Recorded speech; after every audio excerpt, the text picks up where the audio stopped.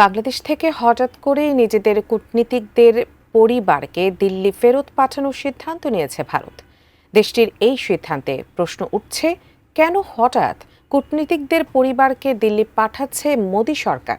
বিস্তারিত সাদিয়া সিদ্দিকার রিপোর্টে।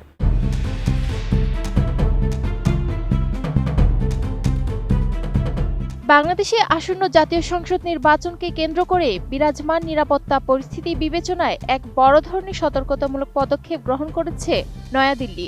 ঢাকার ভারতীয় হাইকমিশন সহ দেশের বিভিন্ন প্রান্তের সহকারী হাইকমিশনগুলোতে কর্মরত কূটনীতিক ও কর্মকর্তাদের পরিবারের সদস্যদের ভারতে ফিরিয়ে নেওয়ার সিদ্ধান্ত নিয়েছে ভারত সরকার। মঙ্গলবার ভারতের একাধিক সরকারি সূত্র এই সিদ্ধান্তের কথা নিশ্চিত করেছে, যা বর্তমান ভূ রাজনৈতিক প্রেক্ষাপটে অত্যন্ত তাৎপর্যপূর্ণ বলে মনে করা হচ্ছে। ভারতের পররাষ্ট্র মন্ত্রণালয়ের একাধিক সূত্র সংবাদ সংস্থা পিটিআইকে জানিয়েছে, বাংলাদেশের বর্তমান অভ্যন্তরীণ নিরাপত্তা পরিস্থিতি নিবিড়ভাবে পর্যবেক্ষণ করার পর পূর্ব সতর্কতামূলক ব্যবস্থা হিসেবে এই নির্দেশ দেওয়া হয়েছে।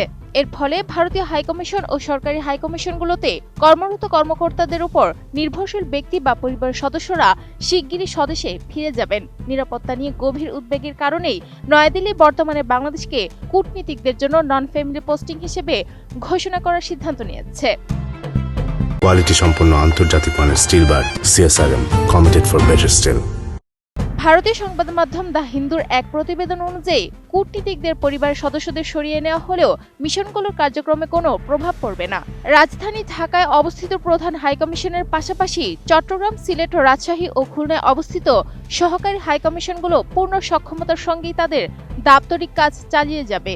মাঠ পর্যায়ে দায়িত্বরত কূটনীতিক ও কর্মকর্তারা তাদের কর্মস্থলে বহাল থাকবেন এবং দ্বিপাক্ষিক সম্পর্ক ও কনসিউলার সেবা প্রদান অব্যাহত রাখবেন। বাংলাদেশে ভারতীয় কূটনৈতিক মিশনগুলো সম্প্রতি বাড়তি নিরাপত্তা হুমকির মুখে পড়ার পরেই এই সিদ্ধান্তে আসে দিল্লি। বিশেষ করে ২০২৫ সালের ১২ ডিসেম্বর শরীফ ওসমান হাদিকে গুলি করার ঘটনার পর থেকে এই হুমকি তীব্র আকার ধারণ করে।